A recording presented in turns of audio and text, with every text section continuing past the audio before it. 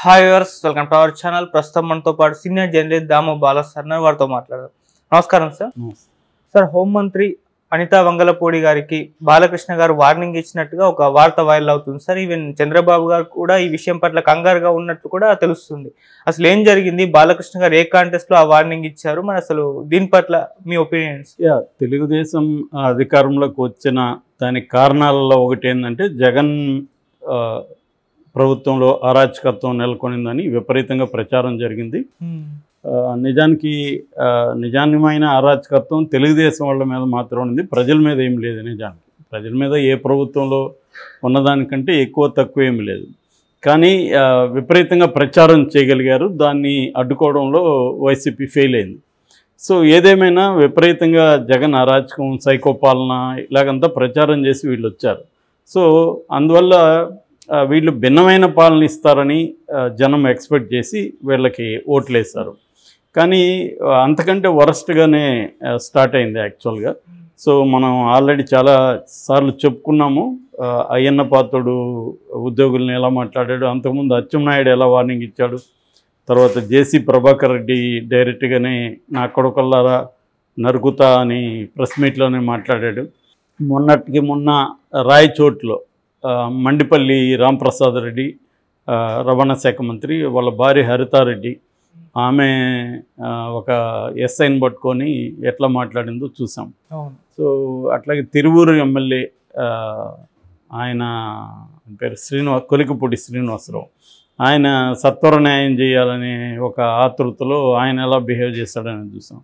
So క్లియర్గా ఏంటంటే ఈ ప్రభుత్వం ఏర్పడిన తర్వాత విపరీతమైన ఉద్యోగుల మీద కావచ్చు, ప్రజల మీద కావచ్చు, ప్రత్యర్థుల మీద కావచ్చు, రకరకాల పద్ధతుల్లో దాడులు అవి మొదలైపోయినాయి.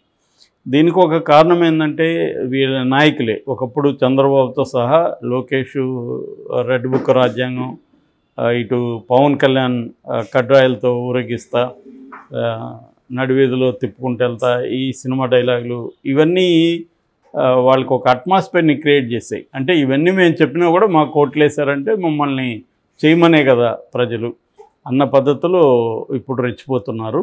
దీన్ని ఎవరు కూడా ఆపడానికి ఇటు పవన్ కళ్యాణ్ ట్రై చేయట్లేదు, చంద్రబాబు గట్టిగా ఏం ట్రై చేసే పరిస్థితిలో లేడు. అసలు ఇంకా అసంతృప్తిలో ఉన్నారు చంద్రబాబు మీద. ఇంకా ఈ పార్టీకి జగన్ ఎందుకు జైల్లో పెట్టలేదు, ఈ పార్టీకి ఎందుకు కొడాలని వీళ్ళందరినీ జైల్లో పెట్టేయలేదు, మనం చెప్పాం కదా అన్న పద్ధతిలో అసంతృప్తితో ఉన్నారు. సో ఈ కాంటెక్స్ట్లో వితిన్ ద తెలుగుదేశంలో కూడా ఇవాళ ప్రాబ్లమ్స్ మొదలైనాయి. సో ఏంటంటే అది ఒకసారి నువ్వు అరాచకత్వానికి తెర లేపేస్తే అది స్ట్రైట్గా శత్రువు వైపే వెళ్ళదు, ఎటంటే అటు వెళ్ళిపోతుంది అది. సో ఆ రకంగా ఇప్పుడు కొత్తగా ఒక వార్త నిన్నటి నుంచి వైరల్ అవుతుంది. అదేంటంటే వంగలపూడి అనితకు బాలకృష్ణ వార్నింగ్ ఇచ్చాడని. మరి ఒక హోమ్ మినిస్టర్కు ఒక ఎమ్మెల్యే వార్నింగ్ ఇవ్వడం మామూలుగా అయితే ఇది విచిత్రంగానూ విడ్డూరంగానూ ఉంటుంది. కానీ ఇక్కడ తెలుగుదేశంలో ఉన్న పరిస్థితి వేరు. బాలకృష్ణ ఎమ్మెల్యే కావచ్చు, కానీ ఆయన చంద్రబాబు వియ్యంకుడు, లోకేష్కి మామ. సో ఆయనకున్న రెండోది ఆయన ఎన్టీఆర్ వారసుడు, ఇవన్నీ ఆయనకి. అందువల్ల అతను రాజ్యాంగేతర శక్తిగా బిహేవ్ చేస్తున్నాడు. ఆయనకేం పదవులు అక్కర్లేదు, ఎవరినన్నా వార్నింగ్ ఇవ్వగలడు, ఎవరికైనా ఏదన్నా చెప్పగలడు.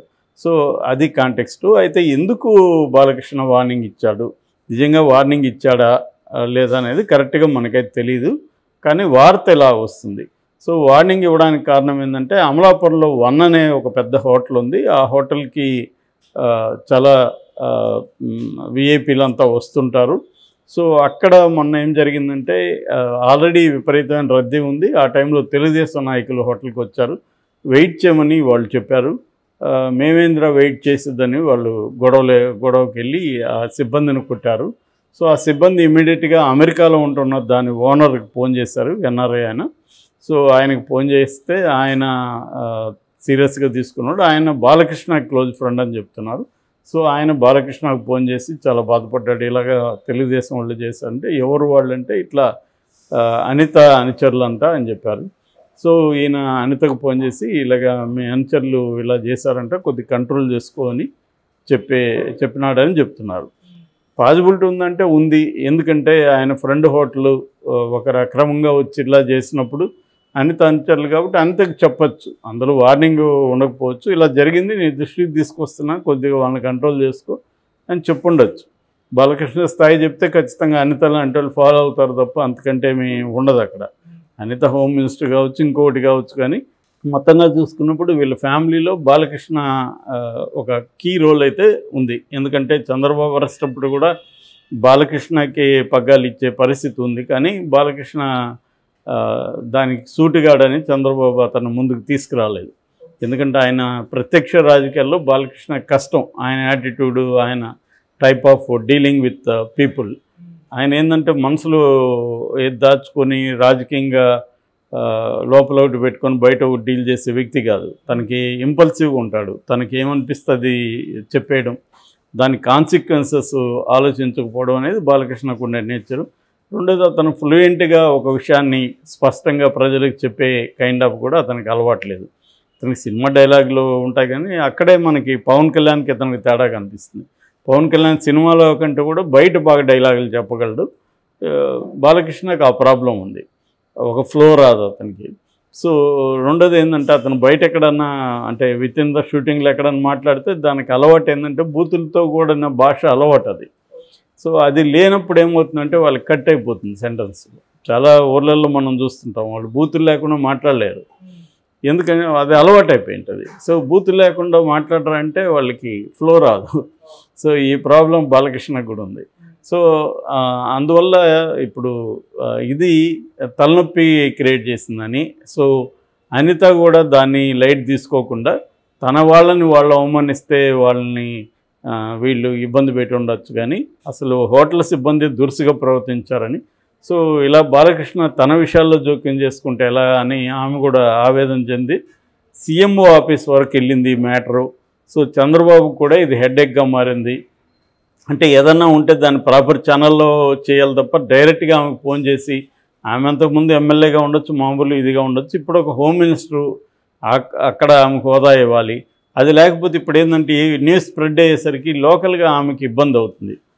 అంటే ఆమెను బాలకృష్ణ తిట్టాడు అన్న వార్త వెళ్ళిపోతే ఆమెకి అది ప్రాబ్లం అవుతుంది. ఒకసారి నువ్వు ఒక పదవి ఇచ్చి ఒక గౌరవం ఇచ్చిన తర్వాత దాన్ని వీళ్ళే నిలబెట్టుకోకపోతే ఇంక బయట వాళ్ళు ఎందుకు క్యారీ చేస్తారు? సో ఇది ఒకటి. రెండోది దళితుల మీద, తెలుగుదేశంలో దళిత మంత్రుల మీద ఇలా జరుగుతుందనేది రేపు వైసీపీ కూడా దీన్ని బలంగా తీసుకెళ్తారు.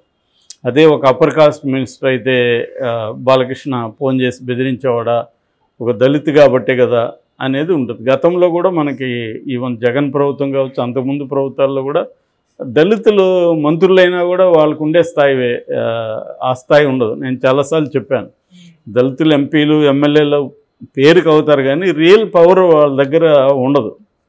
ఎందుకంటే ట్రెడిషనల్గా ఏ రెడ్డు కొమ్మ లేక కాపు ఇలాంటి అప్పర్ కాస్ట్ వాళ్ళకు ఉండే ఒక ఆధిపత్యం పవరు. రెండోది వాళ్ళు కూడా దాన్ని అసెప్ట్ చేసుకొని దాన్ని ఎక్స్ప్రెస్ చేసే పద్ధతి, ఇది దళితులకి లేకపోతే కొంత స్థాయిలో బీసీలకి రావడానికి ఇంకా టైం పడుతుంది.